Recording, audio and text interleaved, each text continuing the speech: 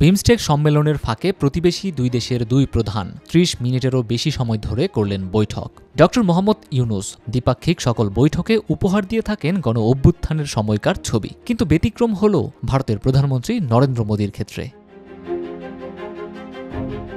মোদীর হাতে যেই উপহারটি তুলে দিয়েছেন ড মোহাম্মদ ইউনূস, সেটি এক যুগ আগে মোদীর কাছ থেকে পাওয়া স্বর্ণপদক প্রদানের ছবি। ২০১৫ সালে মুম্বাইয়ে অনুষ্ঠিতব্য ১০২তম ভারতীয় বিজ্ঞান কংগ্রেসে এই পদক গ্রহণ করেন অধ্যাপক মোহাম্মদ ইউনূস।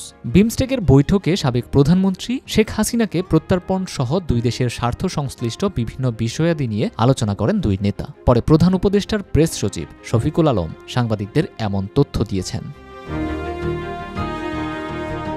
দুই নেতার বৈঠকে কি নিয়ে আলোচনা হয়েছে তা উল্লেখ করতে গিয়ে তিনি বলেন, বৈঠকে দুই দেশের পারস্পরিক স্বার্থ সংশ্লিষ্ট যতগুলো ইস্যু ছিল সবগুলো নিয়ে কথা হয়েছে। আমাদের স্বার্থ সংশ্লিষ্ট যতগুলো বিষয় ছিল সবগুলো বিষয়ই প্রধান উপদেষ্টা বলেছেন। যেমন সাবেক প্রধানমন্ত্রী শেখ হাসিনাকে প্রত্যর্পণের বিষয়ে কথা হয়েছে, শেখ হাসিনা যে ওখানে বসে হিংসাত্মক কথা বলছেন সেগুলো নিয়েও কথা হয়েছে, সীমান্ত হত্যাকাণ্ড নিয়েও কথা হয়েছে।